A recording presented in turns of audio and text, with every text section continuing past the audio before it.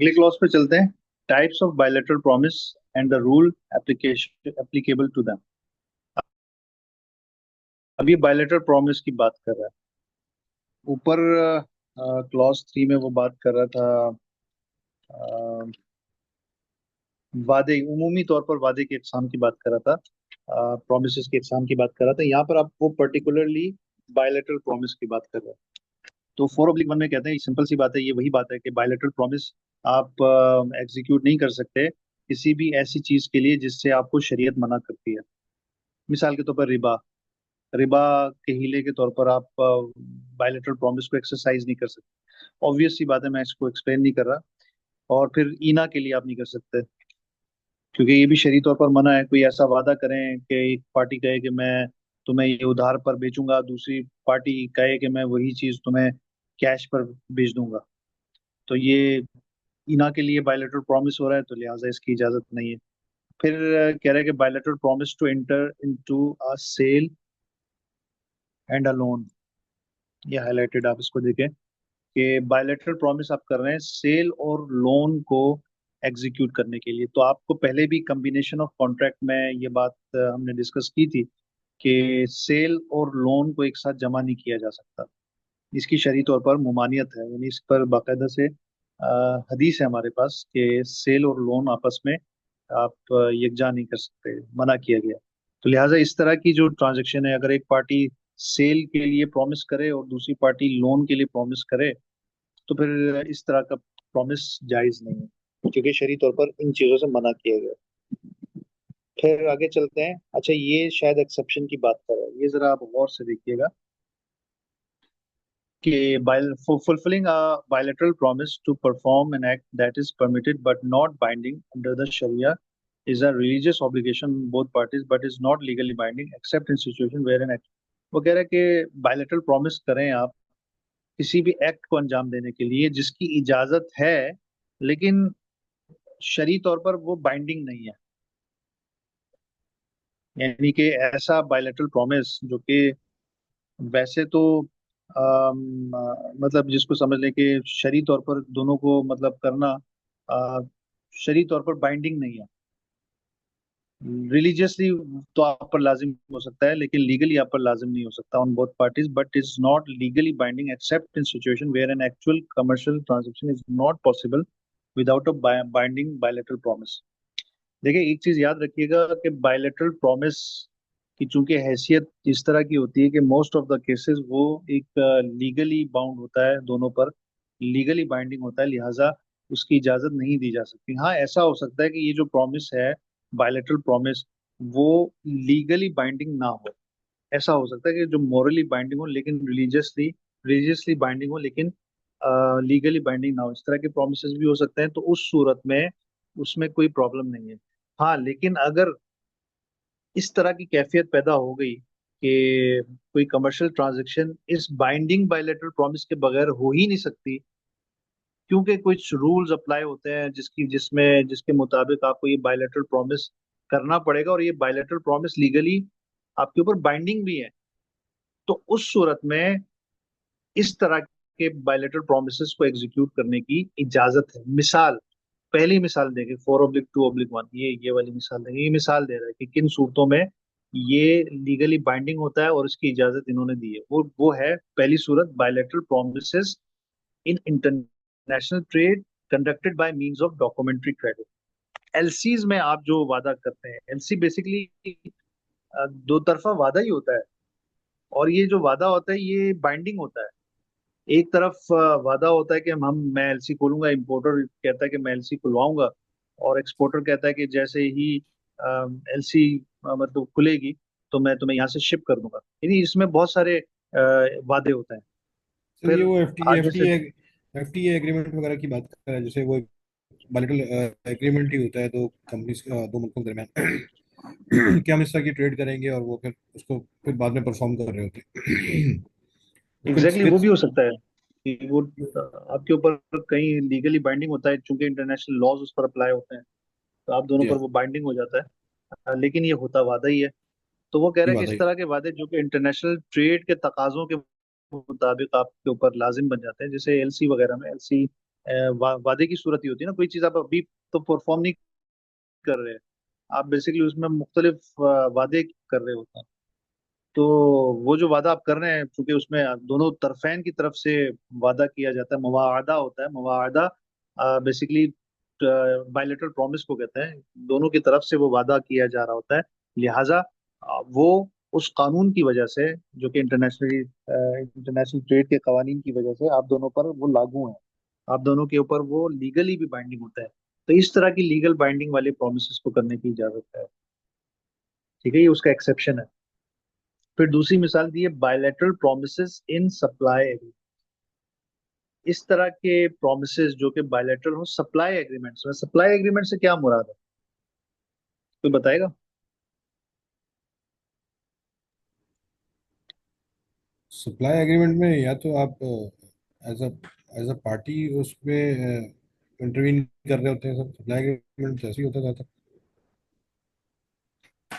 देखिए, supply agreements यानी supply contracts में ये होता है कि फॉर एग्जांपल हमारी आर्मी है, एक सर्टेन जगह पर, किसी बल्कि किसी भी मुल्क की आर्मी है, उसको कोई खास लोकेशन पर वो तैनात हुआ हुआ है। अब तो वहां पर किसी कॉन्ट्रैक्ट के साथ खाने पीने के सप्लाई का कॉन्ट्रैक्ट है।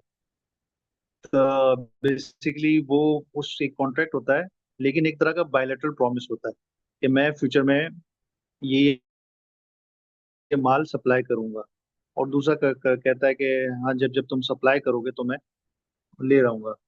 तो ये होता तो इसकी नेचर वादे की है, और बायलैटरल है क्योंकि कॉन्ट्रैक्ट पे दोनों साइन करते हैं, एग्रीमेंट पे दोनों एक्सेप्ट कर रहे होते हैं।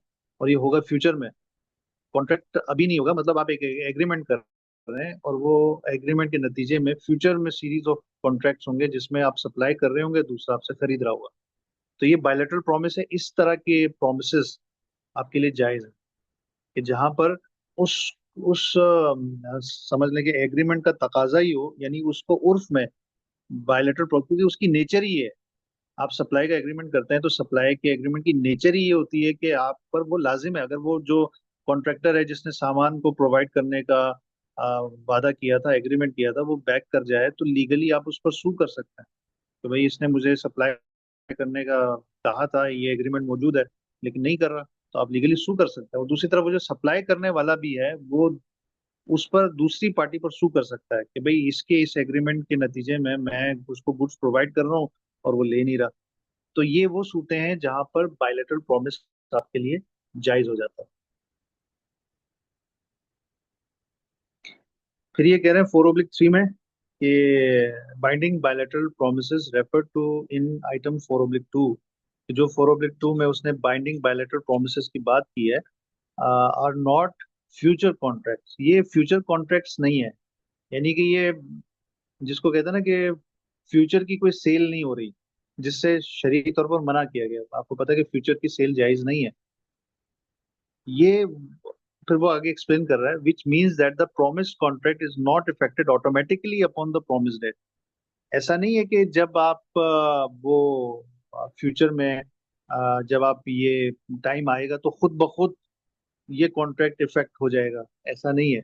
आपको हर कॉन्ट्रैक्ट के लिए एक अलग से ऑफर एंड एक्सेप्टेंस करनी पड़ेगी। अब ये ऑफर एंड एक्सेप्टेंस वर्बली भी हो सकती है, बाय एक्शन भी हो सकती है। ठीक है, उसमें कोई, आपको पता है कि ऑफर एंड एक्सेप्टेंस के लिए तमाम सूरतें जायज हैं, कतवी तौर पर भी हो सकती है, लफ्जी तौर पर भी हो सकती है, तहरीरी तौर पर भी हो सकती है, अमली तौर पर भी हो सकती है।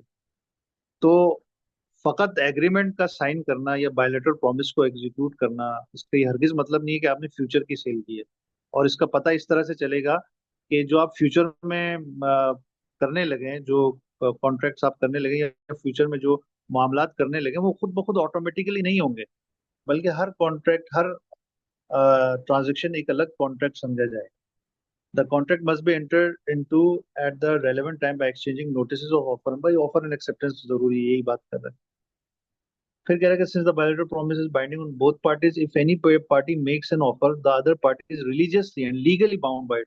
मतलब वही बात है कि अगर ये बायलैटरल प्रॉमिस बाइंडिंग है तो उस सूरत में अगर एक पार्टी ऑफर कर रही है तो दूसरे पर खुद ब खुद रिलीजियसली भी, दयानतन भी, और कानूनी तौर पर भी उस पर लाजिम होता है कि वो उसको कबूल करे। जैसे कि हमने यूनिलेटरल में बात की थी ना, अगर आपको याद हो, तो यूनिलैटरल में प्रोमिसर पर तो वाजिब है कि वो ऑफर को कबूल करे, लेकिन प्रोमिसी पर वाजिब नहीं कि वो कबूल करे। ठीक है, तो यहाँ पर प्रोमिसर प्रोमिसी दोनों पर वाजिब होगा, दोनों पर लाजिम होगा। If one party defaults in fulfilling the promise, the other party can obtain a court injunction requiring them to conclude the contract. अगर एक पार्टी बैक करती है तो आप कोर्ट में जा सकते हैं. If it is not permissible to conclude the contract and the promisee needs to mitigate his loss by concluding the same contract with a third party that is not able to recover his cost by the defaulting party. अच्छा, वो वही वही बात कर रहे हैं कि अगर उसके वादे के ब्रीच की वजह से उसको थर्ड पार्टी के पास जाना पड़ता है और वहां पर बेचना पड़ता है, तो जो प्रोमिसर जिसने ये वादे को ब्रीच किया है, तो वो उस नुकसान का जामिन होगा.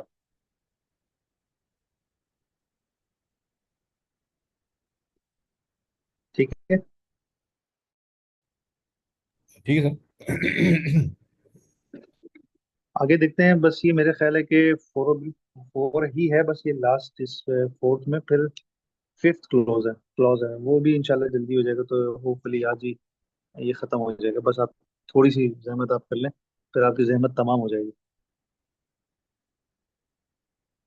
इसके बाद ये कहते हैं it is permissible for the two parties to enter into a master agreement for future transaction. ये भी सिंपल सी बात है कि ये दोनों पार्टीज के लिए ये दुरुस्त है कि वो कोई मास्टर एग्रीमेंट करें. आप आपको पता होगा कि आप जो भी इस्लामिक बैंकिंग में कोई भी आप फैसिलिटी लेते हैं तो एक मास्टर एग्रीमेंट होता है. तो मुराबा करते हैं तो मास्टर मुराबा एग्रीमेंट होता है, मुसावमा करते हैं तो मास्टर मुसावमा एग्रीमेंट होता है.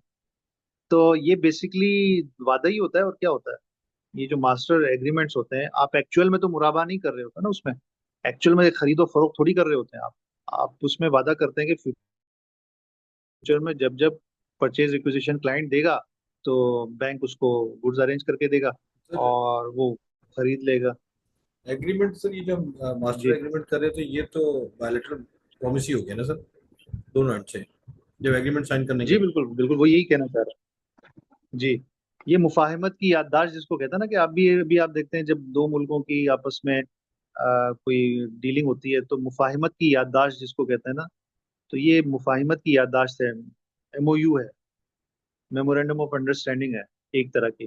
तो ये बेसिकली इसकी नेचर शरी तौर पर वादे की होती है. जिसको हमने मुफासा पढ़ा था, वो ये उसी की बात हो रही जी. है, ये जो मुफासा हमने इससे पहले जब पढ़ा था। हमने इससे पहले क्या पढ़ा था, मैं समझा नहीं. मुफासा, मुफासा हमने अरबी में इसका वर्ड पढ़ा था। मुकासा. मुफासा है, मुफासा। मुफासा तो मुकासा मेरे लैट्रिन में था। किस में था. तो मुफासा नहीं होगा अदनान भाई? हाँ, ये कुछ मेरे ख्याल से वर्ड सही नहीं पढ़ रहे. मैं रिकॉल कर पा रहा था मुफासा या मुकासा के वर्ड को, फॉर बायलैटरल एग्रीमेंट, जिसको हम एमओयू कह रहे थे। चलें, जब याद आ जाएगा तो बता दीजिएगा. तो बहरहाल ये मेमोरेंडम ऑफ अंडरस्टैंडिंग होती है दोनों की तरफ से. ठीक है, कोई भी मास्टर एग्रीमेंट हो वो बजाते खुद कोई कॉन्ट्रैक्ट नहीं होता. मेरे ख्याल से ये पूरा जो क्लॉज है वो इसी पर ही है. An agreement containing a general framework of bilateral promise. वो यही कह रहा है कि ये जो एग्रीमेंट है, an agreement containing a general framework, master agreement is a bilateral promise that does not bind any of the parties to enter into those transactions.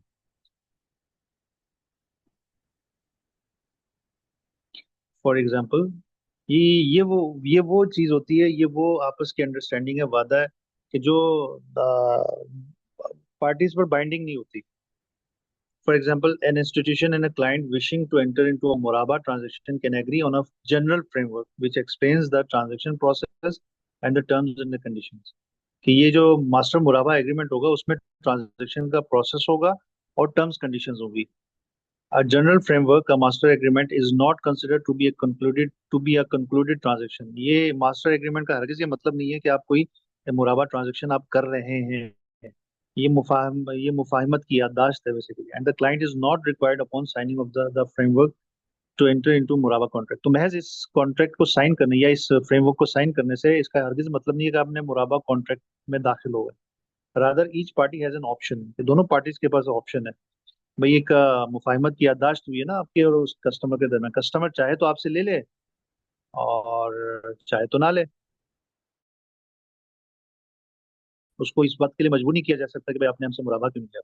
when the parties when the parties enter into the muraba contract by exchanging notice of offer and say the contract becomes subject to all the terms and condition agreed। ये हम देखें मुराबा में भी, अगर आपको याद हो ना, हमने ये बात की थी कि आप एक मास्टर एग्रीमेंट कर सकते हैं, लेकिन जब आप एक्चुअल में जाकर इजाबो कबूल कर रहे होंगे ना, कि एक्चुअल में जाके मुराबा कर रहे होंगे, तो उस वक्त जो टर्म्स कंडीशंस आपने तय किए हैं मास्टर में वो अप्लाई हो जाएंगे।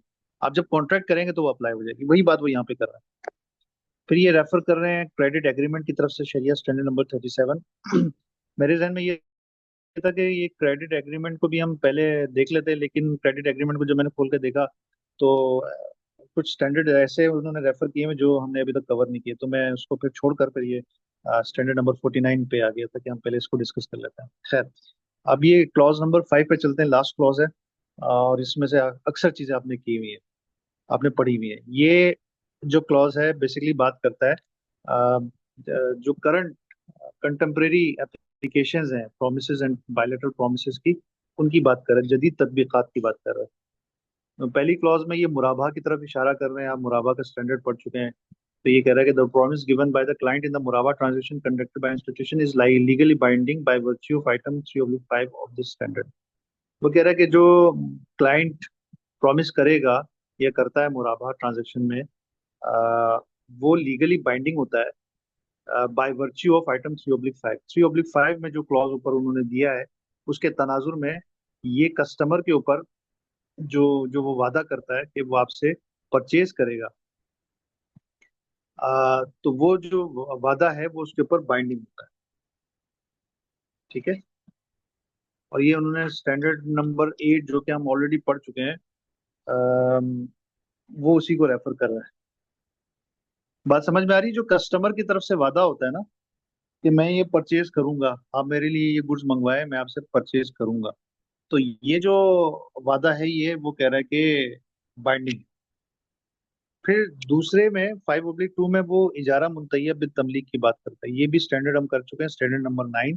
The promise given by the institution in इजारा मुंतय्यब बिल तमलीक transaction to grant the lease asset to the lessee as a gift conditional on that he pays all the lease installment is legally binding as in item 3/6।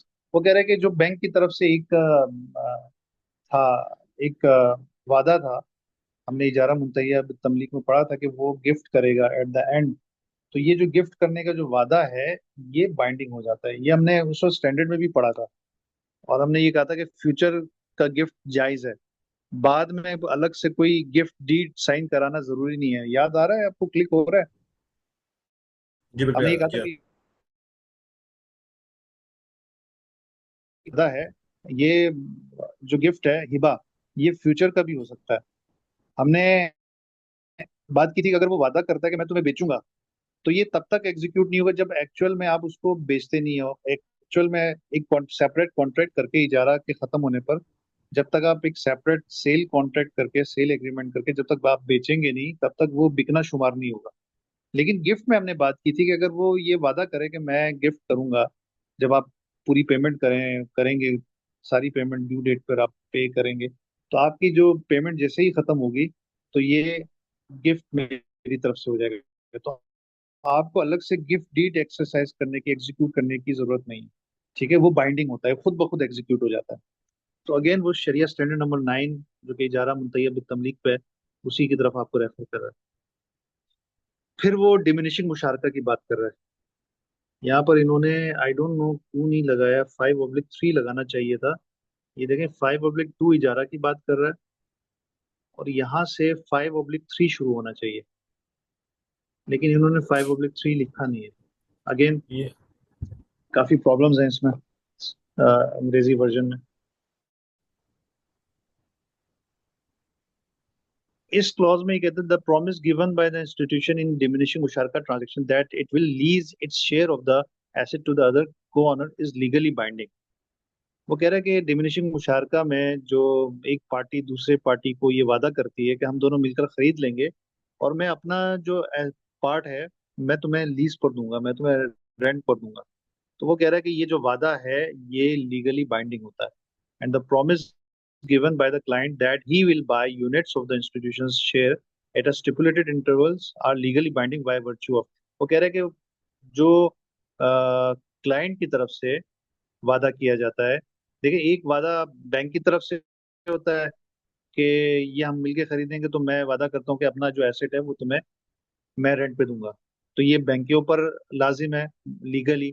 और customer भी आपको एक देता है, अंडरटेकिंग देता है या वादा करता है कि मैं हर महीने ये यूनिट्स आपसे परचेज करूंगा, ये जी। सर्टन यूनिट्स, या रोजा ये हर महीने एक यूनिट आपसे परचेज ये करूंगा। तो ये जो दो वादा है ये भी अलग बाइंडिंग होगा। ये दो अलग एग्रीमेंट का बायलैटरल एग्रीमेंट हो गया ना। जी बिल्कुल बिल्कुल बिल्कुल। देखिए पहले वाला जो ये जो प्रॉमिस कर रहा है ना, पहले वाला बैंक कर रहा है और दूसरे वाला क्लाइंट कर रहा है, वो कह रहा है कि ये दोनों जो वादे हैं ये बाइंडिंग है।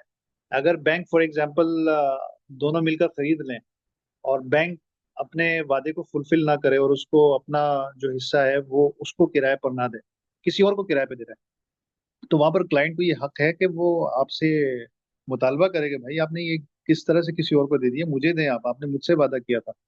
उसकी जो इल्लत है वो ये है कि उसने ये एसेट आपसे इस उम्मीद पर ज्वाइंटली खरीदा, आपके इस वादे की बेस पर उसने आपके साथ खरीदा, वरना उसको कोई जरूरत नहीं थी आपके साथ ज्वाइंटली खरीदने की। उस उसका जो मकसद है आपके साथ ज्वाइंटली खरीदने का वो यही है कि वो उस एसेट को मुकम्मल, अपना एसेट तो वो यूज कर रहा है, अपना हिस्सा यूज कर रहा है, आपका हिस्सा भी वो यूज करे ताकि आपको रेंट दे।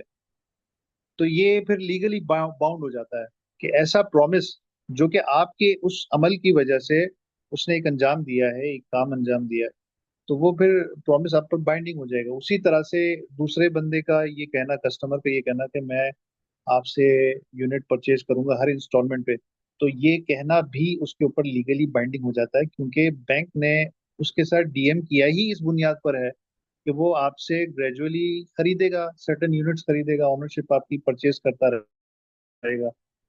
तो फिर चूंकि बैंक ने इस उम्मीद पर आपसे डीएम किया है, तो फिर उस पर भी लीगली बाइंडिंग है कि वो इस वादे को पूरा करे। फिर ये आखिर में बात करता है इनपरमिसिबल एप्लीकेशंस की, वो एप्लीकेशंस जो कि शरई तौर पर मना है, यानी कि बायलैटरल प्रोमिसेस की वो इकसाम जो कि शरई तौर पर जिनसे मना किया गया है। तो ये कह रहा है कि सबसे पहले it is impermissible to enter into back to back bilateral promises for the purpose of circumventing the prohibition of शरिया ऑफ सर्टेन ट्रांजेक्शन। ये बात वो कर चुका है कि वो चीजें जिसमें आप समझ लें कि जिन चीजों से शरीयत ने आपको रोका है उससे बचने के लिए आप वो कर रहे हैं जिसको कहते हैं ना कि वो प्रॉमिस कर रहे हैं। तो इस तरह की जो है वो आपको पता है, हम पहले भी इसको डिस्कस कर चुके हैं, ये जायज नहीं है। ठीक है, ये अगला हिस्सा कोई एक्सप्लेन करेगा? बस ये आखिरी स्टैंडर्ड एक जरा सा आप में से कोई कौन सा वाला सर? बोले तो। इट ये इज इसी परमिसिबल। इसी को। जी। इसी को। It is permissible to enter a back-to-back bilateral promise for the purpose of circumventing the prohibition of Sharia of certain transaction, such as a back-to-back derivative derivatives, as in item number 3 of summing standard of this standard. See para number 5 Sharia standard number 5 or commodity applies sale of। आप यहाँ से कह रहे हैं आगे ये prohibition के बाद से कह रहे हैं सर बैक टू बैक, तो ये अगर हम करते हैं तो ये कंटीजेंट नहीं हो जाएगा इसके ऊपर एक अ, देखिए back to back bilateral promise वैसे तो अगर वो आपस में एक सेम सब्जेक्ट मैटर के लिए नहीं है तो फिर तो इसमें हर्ज नहीं है, बल्कि हमने तो ये तक भी देखा कि बायलेटरल प्रॉमिसेस जहाँ पर यूं समझ लें कि लीगली आपके पास कोई मजबूरी है, दो आपने एक्सेप्शंस भी पढ़े थे ना, जहाँ पर लीगली मजबूरी हो आपकी बायलेटरल प्रॉमिस करने से, एलसी वगैरह की, ट्रेड, इंटरनेशनल ट्रेड की, तो वहां पर आपके ऊपर वो जायज हो जाता है उस तरह का बाइंडिंग प्रॉमिस करना। लेकिन ये यहाँ पर बात कर रहा है उन प्रोमिस की जो कि शरिया नॉन कंप्लाइंट ट्रांजेक्शन्स के लिए आपको करना पड़ता है, कि शरिया नॉन कंप्लाइंट ट्रांजेक्शन्स है उससे बचने के लिए, सर्कमवेंटिंग के लिए, उसको मतलब बचने के बहानों के तौर पर, ये हीले के तौर पर आप उस तरह का बायलैटरल प्रॉमिस करें तो उसकी इजाजत नहीं है। फिर उसने मिसाल दी है such as back to back derivatives, कि आप बैक टू बैक डेरिवेटिव्स करें। अब डेरिवेटिव्स के लिए एक अलग से स्टैंडर्ड है जो कि शरिया स्टैंडर्ड नंबर 20 है, sale of commodities in organize market, उसको हम इंशाल्लाह तफसील से पढ़ेंगे। तो ये डेरिवेटिव्स हम वहाँ पे पढ़ सकते हैं। बस यहाँ पर आपको एग्जांपल मैं दे दूं कि डेरिवेटिव्स जो कि जायज़ नहीं है, जिनमें जिसको कह लेंगे शरीयत जिसकी इजाज़त नहीं देती, वो करेंसी स्वैप्स और इस तरह की चीज़ें होती हैं। Currency options, interest rate swaps, swapping, मुख्तलिफ इकसाम की स्वैपिंग होती हैं, ऑप्शंस होते हैं। तो वो आपको करने की इजाज़त नहीं है। इंशाल्लाह ये तफसील से आएगा स्टैंडर्ड नंबर 20 में, तो हम वहाँ पर फिर तफसील से पढ़ लेंगे। ठीक है जी, बहुत बहुत शुक्रिया आप सबका। छोटा सा स्टैंडर्ड था जजाकल्ला और सर, शुक्रिया आपका सर। हंसी खुशी हो गया माशाल्लाह। हाँ, ये आज के सेम एक ही सेशन में हो गया। जी,